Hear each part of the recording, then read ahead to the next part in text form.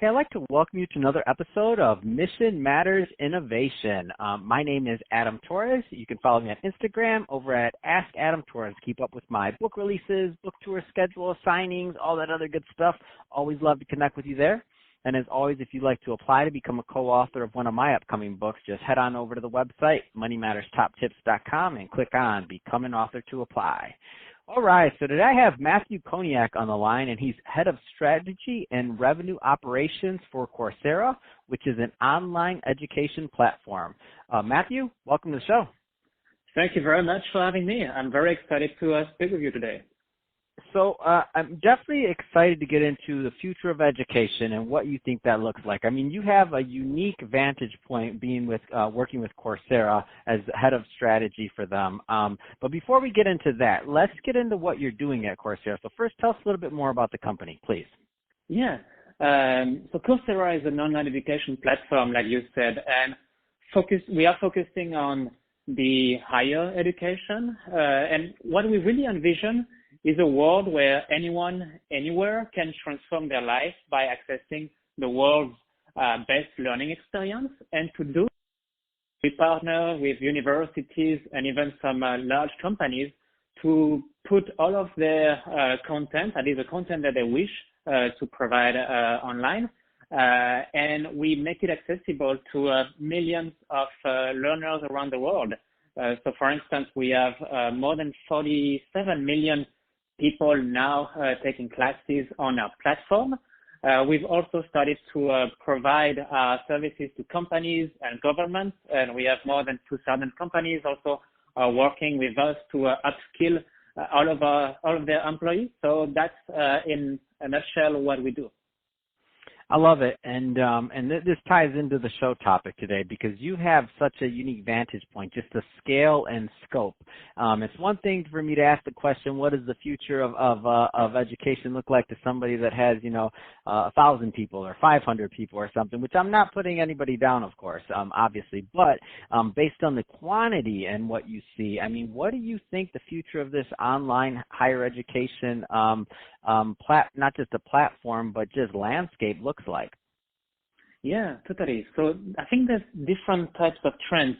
There's kind of like the future of learning, there's the future of credentials, and then there's the future of institutions. And what we've seen and what we believe in is that there's many trends in the future of learning that we anticipate will continue to expand, such as more and more of blended learning, where people take classes in person in a campus, but also complement their education online.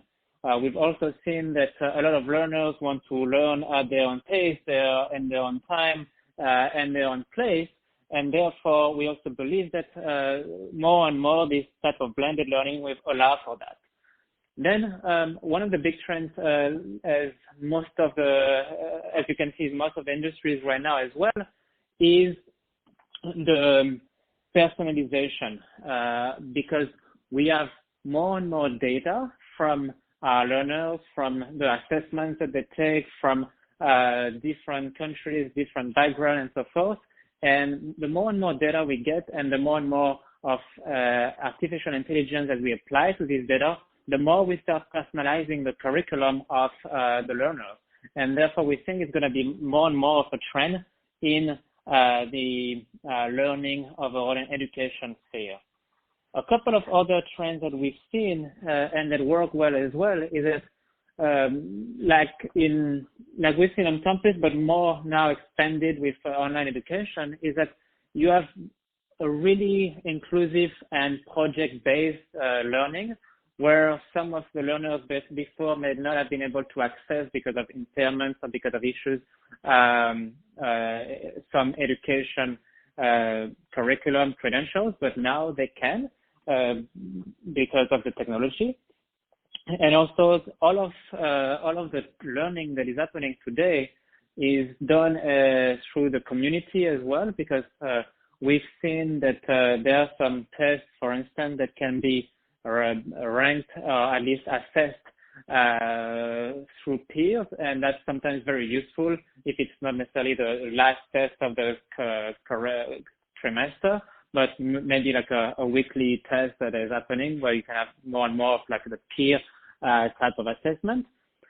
And then the community-based learning is also super helpful, because when we provide these classes online, students often have tons of questions, and sometimes if you are in India and you are not necessarily in the same time zone as a professor in the US, you can still rely on your peers and on the community to answer a lot of questions you might have, for instance.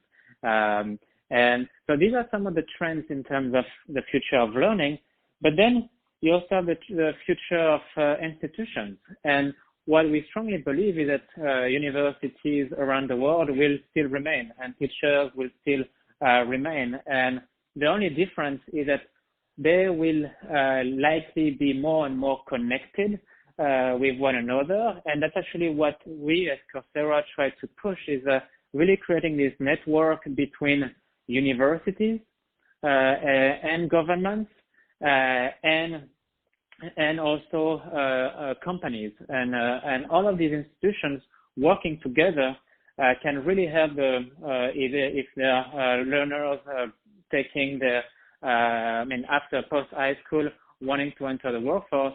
That we want to make sure that they learn the skills that will be useful for getting the job, or if they are in halfway through their career and they want to move to another place, or they want to learn something new, then that's also feasible through this online education. So these are some of the trends that we've seen. And maybe the last one is that in terms of credentials, I think more and more we're also seeing this evolution of the credentials, because there's a lot of platforms these days that provide online education, which is great. Actually, it's great to have competition, because the more competition, the more there's interest and appetite in upping our game when it comes to providing education. And there's more and more so of credentials and certifications that come from these online platforms. So I at least think personally that there will be a change in the way we perceive credentials in the future. I love it. And what's so funny to me is when you talk about like some of the concepts that you said in terms of newer education. So more customized learning, learn at your own pace. Things that you care about. What's funny to me is when I hear people say that, I talk to quite a few people in education, I'm like, oh, so we're going back to the old mail order days, except we're doing it with technology. So what do you mean by that? I mean, pre-industrial, industrial revolution, when we were all being taught basically to, respond to a bell and go to a classroom so that we could one day work in factories. Before that, what were we? We were farmers. And what kind of courses did you take? Well, you had to mail away for it, right? And you only bought the things that you cared about or that you wanted to learn or that were going to enhance your skill set for what was useful, not just a structure of institution that says you have to do this because it's the law.